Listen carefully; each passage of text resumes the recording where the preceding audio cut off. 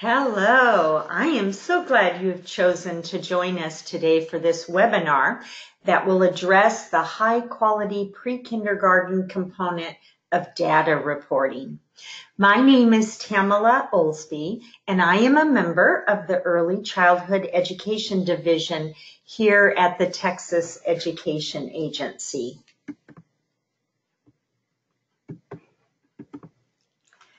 This slide describes what we will discuss today within this webinar. We will first go over an overview of the high-quality pre-kindergarten components that are referenced in HB3, and we will spend the majority of our time talking specifically about the component of data reporting. We will look a little bit into the early childhood data system. We will look at available ECE data reports, and we will end our time together discussing some additional resources and support that may help you. So let's briefly look at the high-quality components that are referenced in HB3. Texas has been on a journey for quite some time to increase the quality of its public pre-kindergarten programs. And we all know that the link between very good positive child outcomes and the quality level of the pre-kindergarten program is very well researched. Let's look at this quote. Not all pre-kindergarten programs successfully support early learning. It is decidedly not the case that just any pre-K program operating under just any circumstances will provide young children with the inputs they need to produce, let alone sustain early developmental gains. And of course, we want to be on the side of those early developmental gains. That's what we're aiming for. We want our youngest students in Texas to attend a high-quality pre-kindergarten program. These are the high-quality pre-kindergarten components that are referenced within HB3 and are a requirement of every public pre-kindergarten program within Texas that is serving eligible 4-year-old students.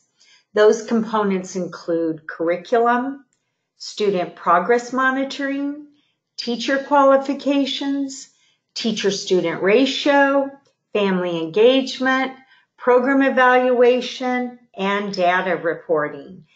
The last one, data reporting, is the focus of this particular webinar. So here we go. What are the requirements in HB3 and in statute and in Commissioner's Rule that focus on pre-kindergarten data reporting? Well, before we look at those requirements, I believe we should ask, why are we looking at data reporting as a component of high quality? Let's see what this piece of research says. Effective schools showing outstanding gains in academic measures report that the wide and wise use of data has a positive effect on student achievement and progress. Data-driven decision-making is suggested to be a main tool to move educational organizations towards school improvement and educator effectiveness. That says it.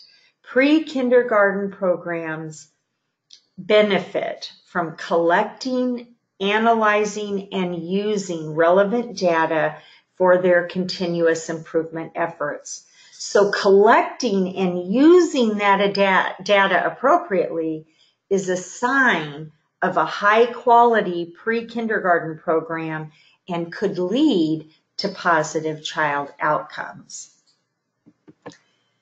So we know the collection and use of data is important, but what do we use this data for? And here are two very good reasons. One would be to help districts and schools, educators, and any other stakeholders to make decisions that are data informed so that they can improve student outcomes. The other reason would be to facilitate research aimed at increasing student achievement and closing any achievement gaps. The information in this presentation comes from at least one of the sources listed on the slide. And as you can see, there are lots of sources here. We have several in statute, we have some commissioner rule, and then also HB3. And if you look at all of them together, you'll have a good idea of what is required within statute, commissioner's rule, and HB3 regarding data reporting. So what does all of that mean in a nutshell? Let's see. It first of all means that LEAs must upload the data that is specified in either statute or commissioner's rule into the Early Childhood Data System, or ECDS, as is commonly called. The other piece of information is that usually in September of every year, information regarding the submission of that required data is communicated in a TAA, or a to the administrator address correspondence. And I've given you the link there. So you want to start watching in September, and it will spell out exactly what is required and the time frames that it is required to be reported. So what data is specifically required? And here it is. Demographic data on the pre-kindergarten students, whether they're enrolled in half day or full day, what are the sources of funding, the class size, and then it's calculated to be the class ratio, the type of curriculum used, the student progress monitoring tool that is used, and the results, both beginning of year and end of year, kindergarten readiness data, teacher qualifications, and that would include their unique ID number and any additional qualification that they have achieved, and then what tool you're using for program evaluation, and finally the link to the family engagement plan. That is a lot. But there are some new elements that are going to now be reported into the TSDS, and we will be providing further guidance on those data collections. But we want to prepare you a little bit ahead of time for these additional items that will be required. So let's go over each. The first one is the instructional program type code for pre-kindergarten. LEAs will now document what type of pre-kindergarten program each student went to. And an additional element will be added to that list. And that additional element to choose from is considered non-public pre-K. So you might want to think now about how to collect that data. The next one is the full day waiver indicator code. And that code is going to indicate whether your district, your charter has received an exemption for offering full day pre-K. And the next one is the pre-kindergarten school type code. This past legislative session, Senate Bill 1679, allows now for a eligible 3-year-old student that was enrolled in public pre-K. They are now automatically eligible for enrollment as a 4-year-old student, whether or not they meet the eligibility requirements. So LEAs will now report which student fall into that new category. And for this last change, LEAs will report on the sources of funding they are using for their pre-K programs. And although that has been done in the past, some new choices will be given. And one of those new choices is the early ed allotment. So be looking, because we will be sending out further guidance soon. So let's look now at some frequently asked questions that we get here at TEA that are specific to data reporting. We have one here. It says, who can help an LEA if they are having difficulty uploading their data into ECDS? As you know, it is not always the easiest thing to do. So how do you get help if you're having difficulties? Well, LEAs are encouraged to seek help from one of these three sources.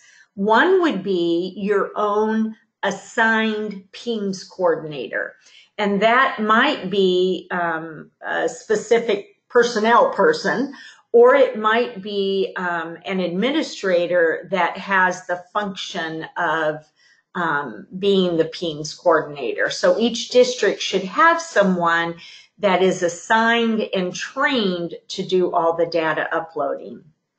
The other source of help would be from the Education Service Center. They each have trained and certified ECDS champions, are what they're called. And later in the presentation, I will give you the link to where you would find them and how you could contact them. And then the last thing would be that the district would be encouraged to submit a TIMS ticket. TIMS is a web-based system that allows one to submit problems or incidences when they arise.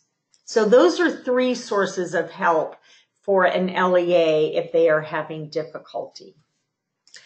So let's take some time now to look at the early childhood data system briefly. What exactly is it? Well, it says here that it is a statewide reporting feature of the Texas Student Data System. So ECDS is part of TSDS. And the system for the early childhood data system collects both pre-K and K data. And its purpose is to inform families, school administrators, educators, community stakeholders, policymakers, especially in regards to the effectiveness of the pre-kindergarten programs in preparing children to have success in kindergarten. And we're going to look at how does it do that in just a second here. So this gives you just a brief overview of what the ECDS system is like. So once LEAs all across our state have uploaded their pre-kindergarten data into ECDS, it is used internally by the Texas Education Agency. And it is made available to the public through several reports. And I'd like to show you some of those reports now. This slide shows all the reports that are available to the public on TEA's website.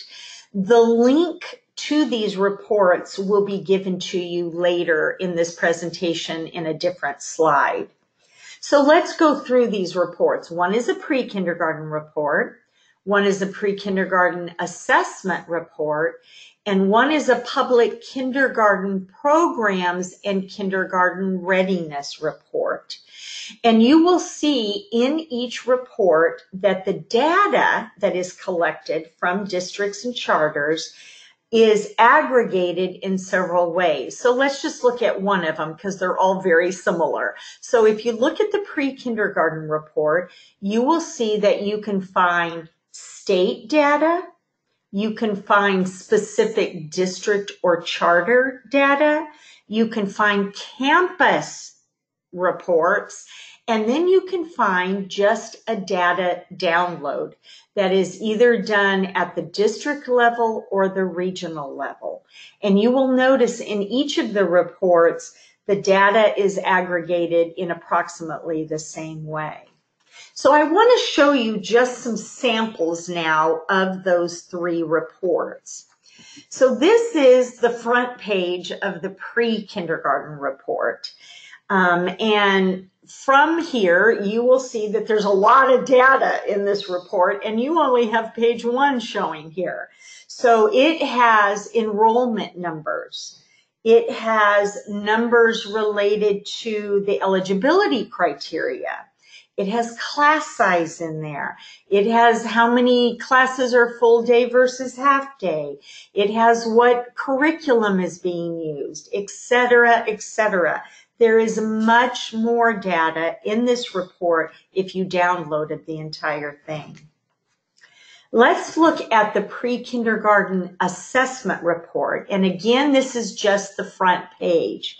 So the data in this report includes how many children were assessed and how each student scored in the 5 primary developmental domains. And those are emergent literacy reading, emergent literacy writing, health and wellness, language and communication, and mathematics.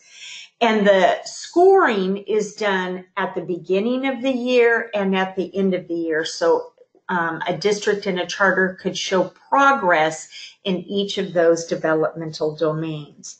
And again, there is much more data in this report if you downloaded the entire thing.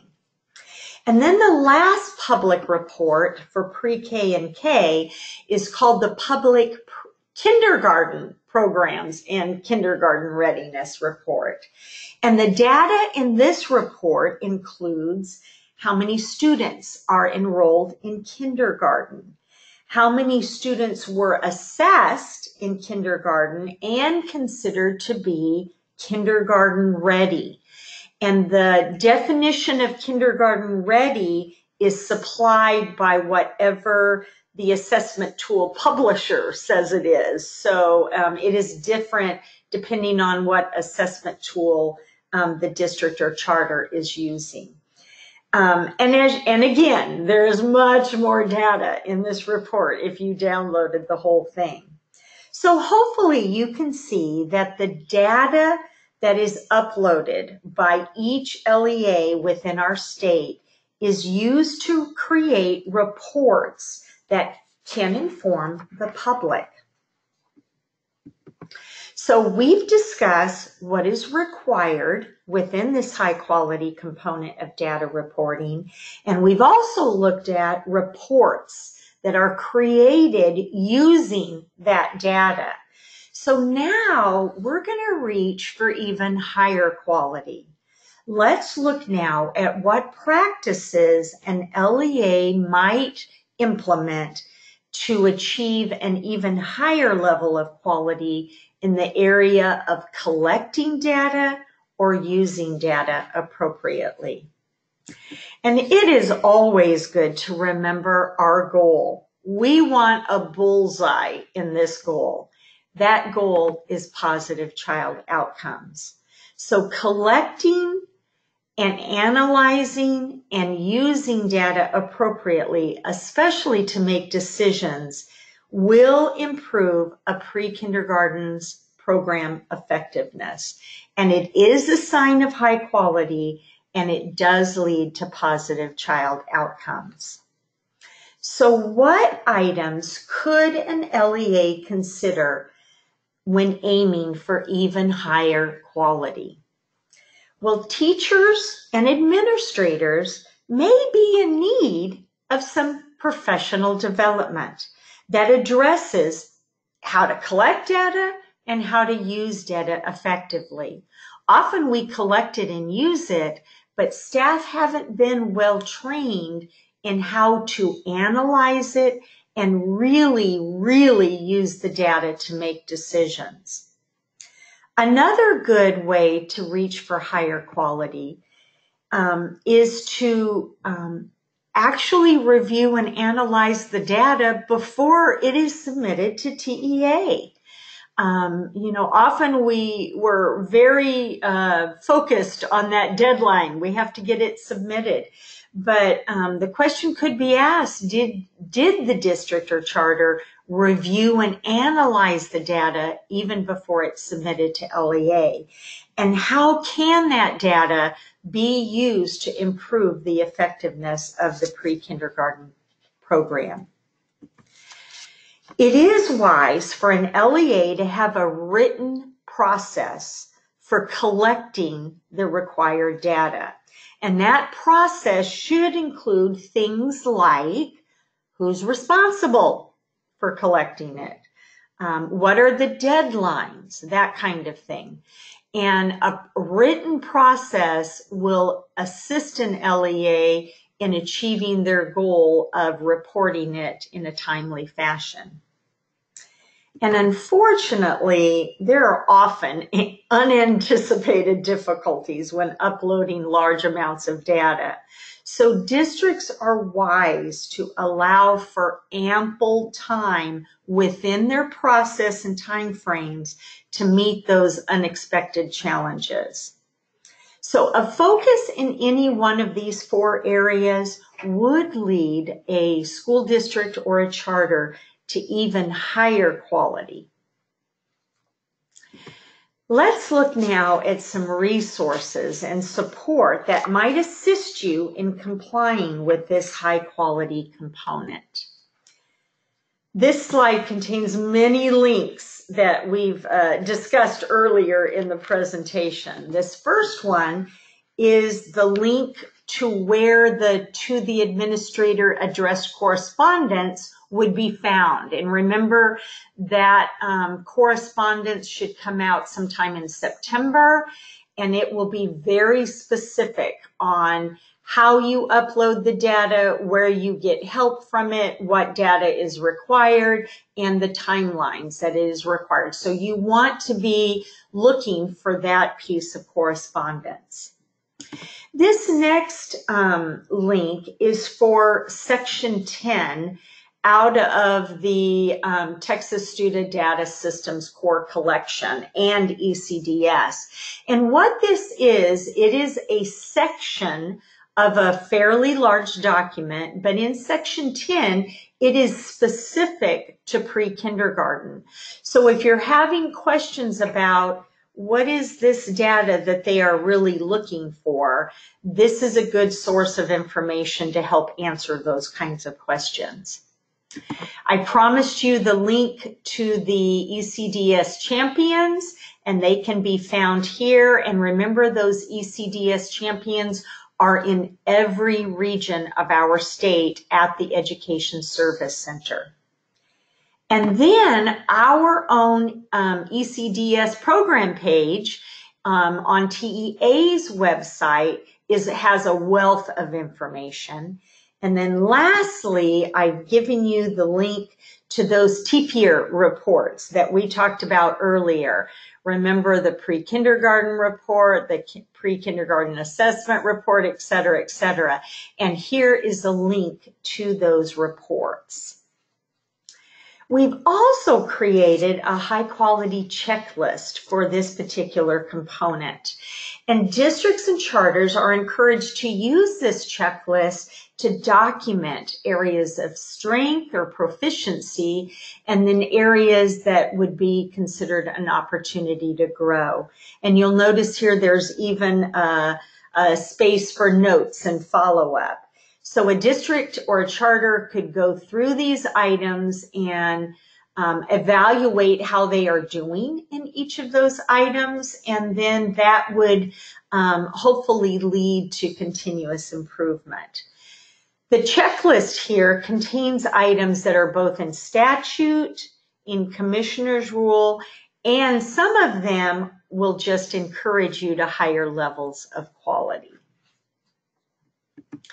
Lastly, I want to show you a support page. And here at the Early Childhood Education Division, we are always ready and willing to support your efforts in this component.